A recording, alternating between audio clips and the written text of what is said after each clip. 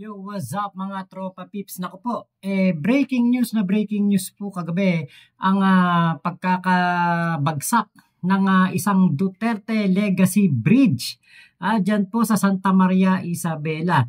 At ito po ang ulat patungkol dyan. Bahagi ng Cabagan Santa Maria Bridge sa Barangay Quesibarag Norte, Cabagan, Isabela ngayong gabi, ika-27 ng Pebrero taong 2025, ayon sa mga autoridad. 2 buwan pa lamang nang matapos isailalim sa retrofitting ang nasabing tulay, at tanging mga maliliit na sasakyan lang ang pinapayagang dumaan dito kapag may mga kalamidad. 6 ang dinala sa ospital dahil sa insidente. Inaalam pa rin ng mga autoridad ang sanhi ng pagbagsak ng bahagi ng tulay. Ayon sa mga ulat, isang truck kasama ng iba pang mga sasakyan ang nahulog sa ilog sa ibaba. Ang tulay ay bukas na para sa mga magagaan na sasakyan mula pa noong Oktubre taong 2024. Matapos ang isang dekadang panahon ng konstruksyon, nagpahayag ng mga alalahanin ang mga lokal tungkol sa integridad ng estruktura ng tulay. Reports said that the bridge is not yet open to heavy vehicles after its construction has been completed. Matatanda ang taong 2017 nang simulang itayo ang proyekto na pinondohan ng mahigit 639 million pesos bilang alternatibo sa umiiral na Cabagan Santa Maria Overflow Bridge na hindi naman madaanan oras na umapaw ang Cagayan River. Na-delay ang pagbubukas sa nasabing tulay dahil sa depektibo umanong disenyo na hindi akma sa istruktura, batay sa isinagawang third-party audit. Binanggit ang mga depekto sa disenyo at posibleng substandard na materyales na ginamit sa konstruksyon na unang iniulat ng Department of Public Works and Highways, DPWH. Ang mga isyu sa tulay, kabilang ang mga pagguho ng dalisdis at mga pagsasara dulot ng pagbaha, kasalukuyang iniimbestigahan ng mga autoridad ang sanhi ng pagkakagupo upang matukoy kung ito ay dulot ng pagkasira ng estruktura o sobrang karga mula sa truck. Ang Santa Maria Bridge ay isang bagong gawang tulay na nagsisilbing mahalagang daanan sa rehiyon. Ang insidenteng ito ay nagdulot ng pagkaantala sa daloy ng trapiko at posibleng epekto sa mga lokal na residente at negosyo. Yan po yung balita kanina. Biruin nyo po, bagong gawa, 2 buwan pa lang itong pinapadaanan. Alam mo yung 600 milyong piso ang nagastos, tapos guguho lang ng ganyan dahil sa isang truck. Yan ang Duterte Legacy.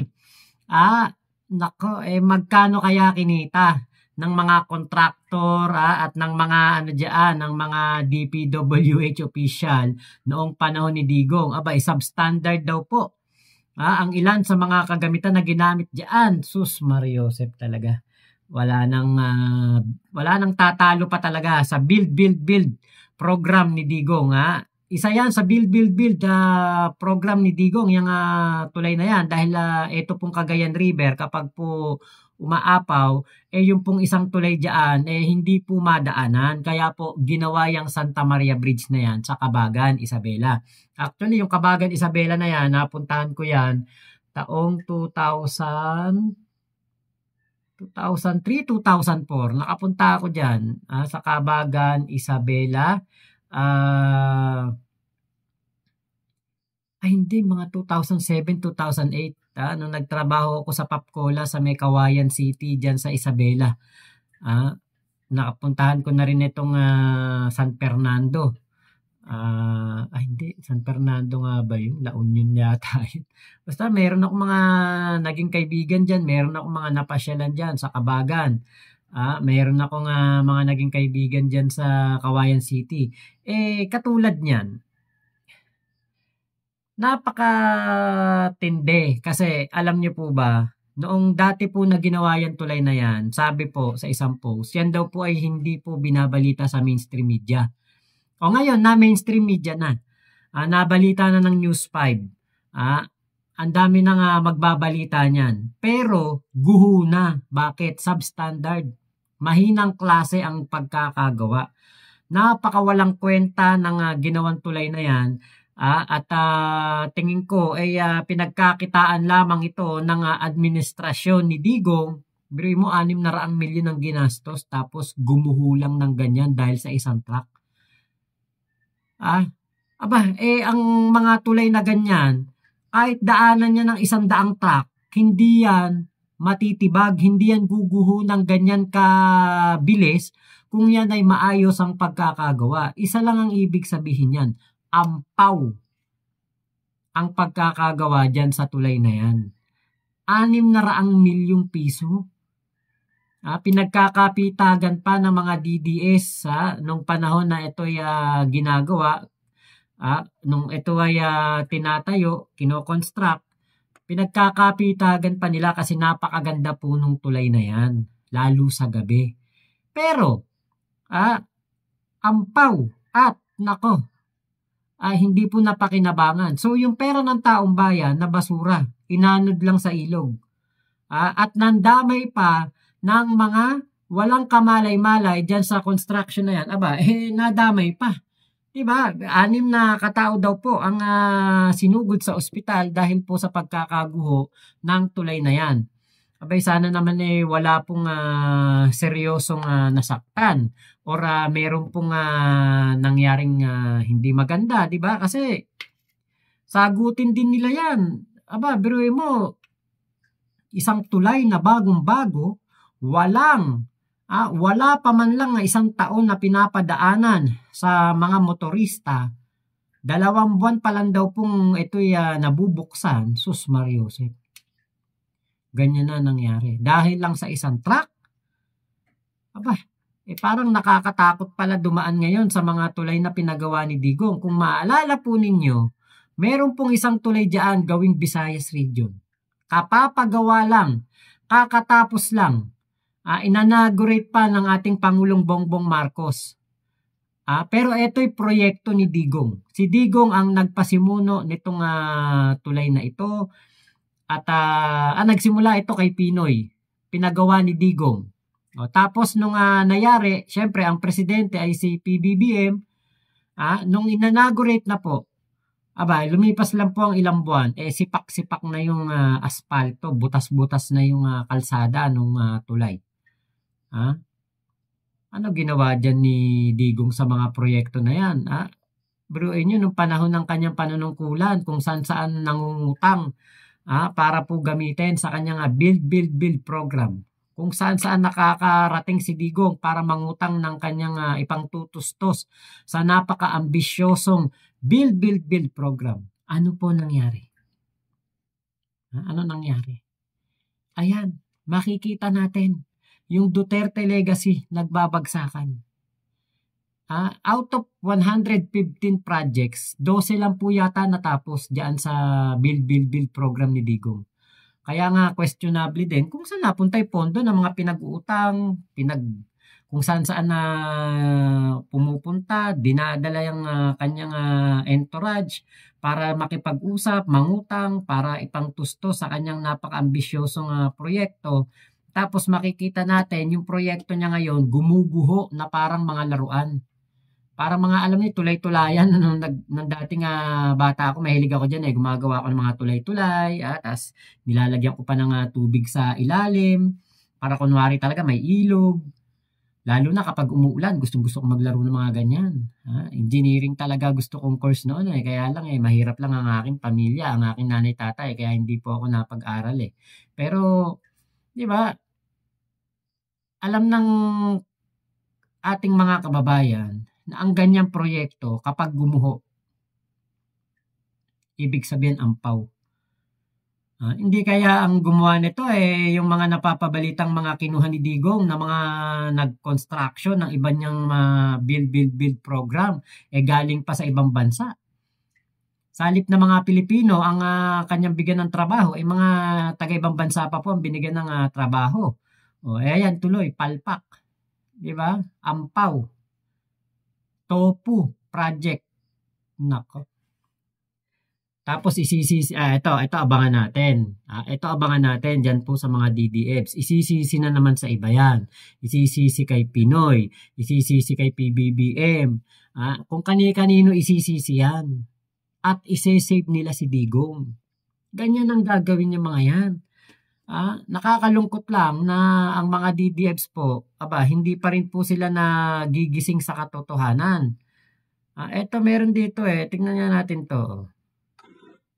Kasalukuyan nilang nire-receive. Meron ako napanood kanina eh. Bago sa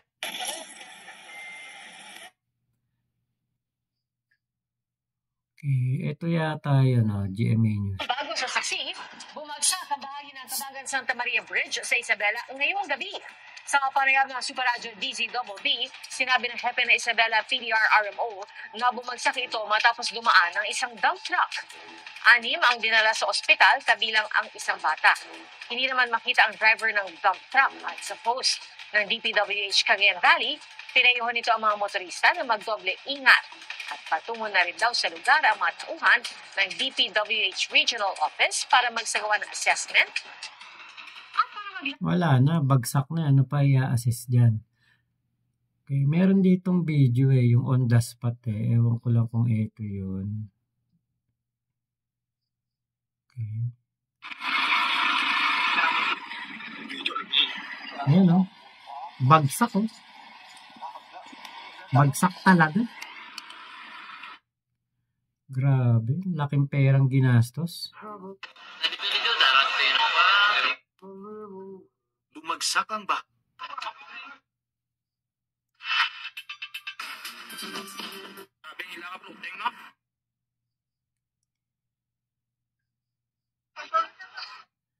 Meron ditong video ako napanood kanina eh.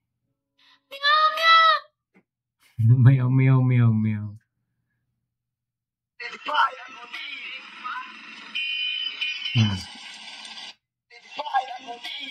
Wasak na wasak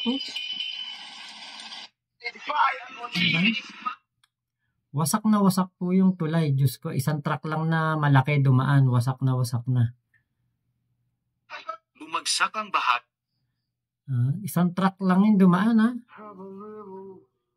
Grabe naman yun.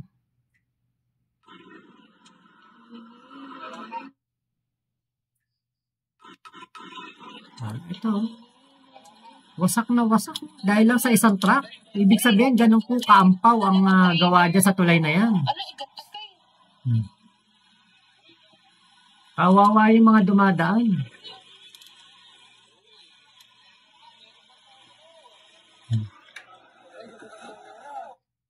Sana naman walang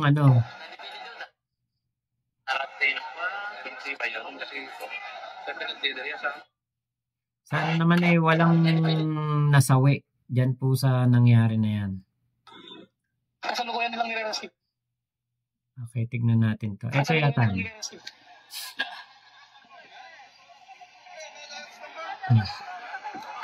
Bumaksak po yung tulay. Ito.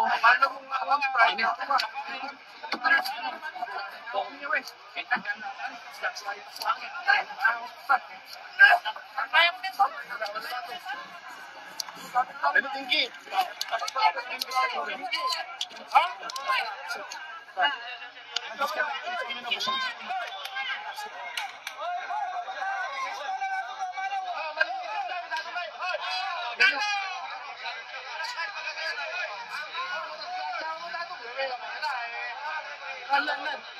Wasak na wasak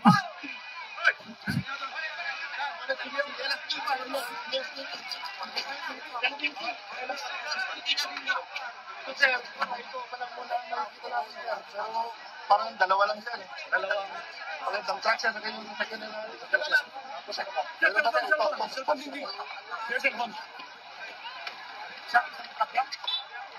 isang dump truck siya, dalawang kotse. Isang dump truck.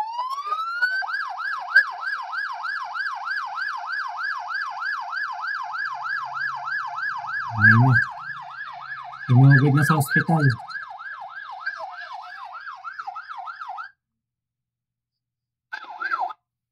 Isang dump truck, saka isang kotse po. Totally putol, no?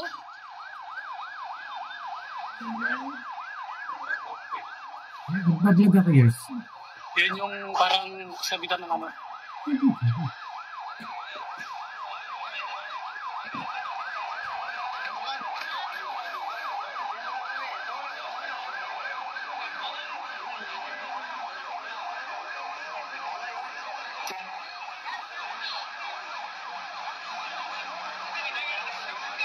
Malis ka dyan, ma'am. Mahipit ka dyan, ma'am.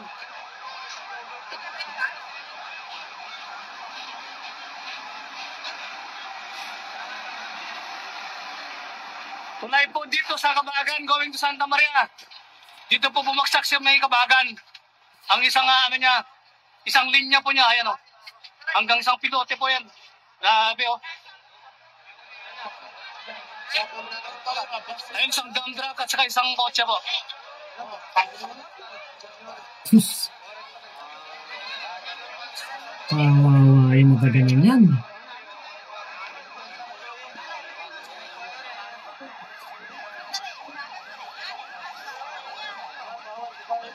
Nabunot, sana nga, nabunot. Ibig sabihin talaga ganong kahina yung tulay. Hindi, yung pinag-toksan dito, sir. Siguro, ito toks lang eh. Dapat yan lumabas diretso nga sa taas eh. Para nakaraskas sa taas. Eh, parang may toks lang eh. Dapat yan labas hanggang doon. Ampaw.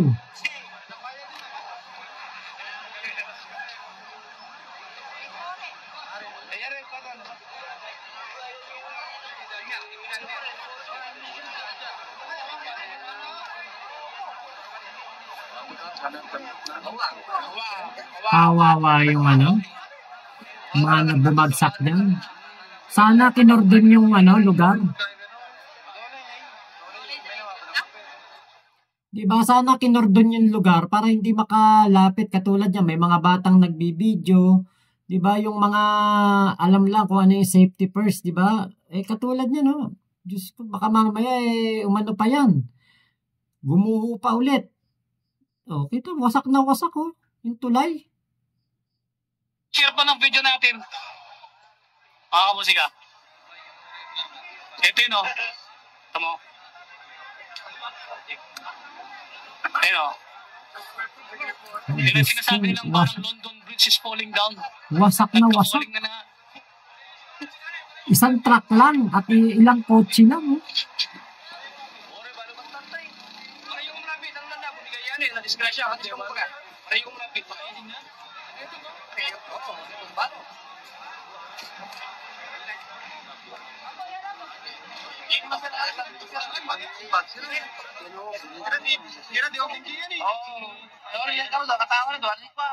Magandang gawin ngayon ng ating Pangulong Bongbong Marcos, ipacheck sa DPWH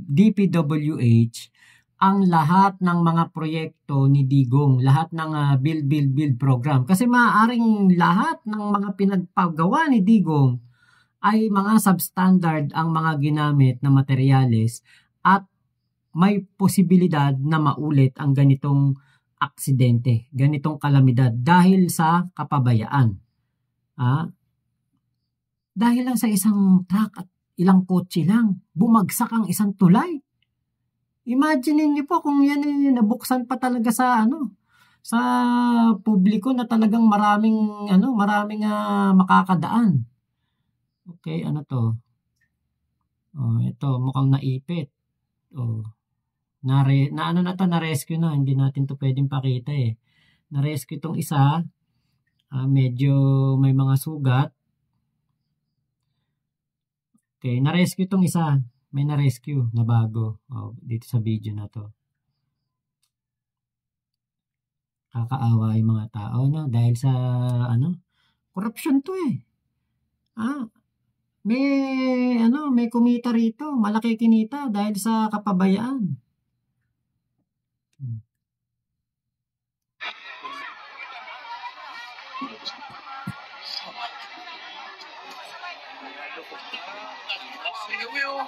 May bawal yan. Uy, yung bangon. Basta nagkasya.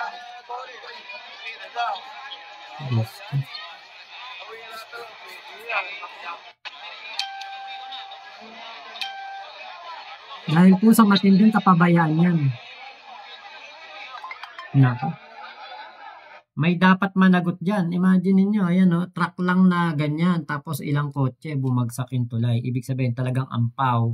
Hindi po mapagkakatiwalaan yung pagkakagawa ng mga build project ni Digong. Maaring yung iba, okay, maaring yung iba, ampaw. Kaya dapat po, imbestigahan nito ng ating gobyerno, imbestigahan nito ng Senado, Kongreso o ng DPWH, lahat ng ahensya ng gobyerno na pwede mag-imbestigahan to dahil po meron pong mga mapeperwisyong tao. Substandard. Binayaran sila ng tama ng ating gobyerno, baka nga overpriced pa, pero ang kanilang ginawan tulay, bumagsak lang. So, dapat po talaga dito may managot. Dapat dito may maparusahan sa ganitong kapabayaan, korupsyon, pangungurakot, kung ano man ang tawag dyan. Hindi po yan katanggap-tanggap sa milyong-milyon, daang milyon, bilyong-bilyon na mga proyekto na pinangutang pa sa ibang bansa para lang po maisakatuparan, tapos makikita natin na gumuguho dahil lamang sa iilang sasakyan. So, yun lamang po. Maraming salamat sa pagsama nyo dito sa aking vlog na ito. Ingat po kayo. Nasa mang panig kayo ng mundo mo, chup chup. Love you, love you. God bless us all, Pilipinas. God first. Salamat po.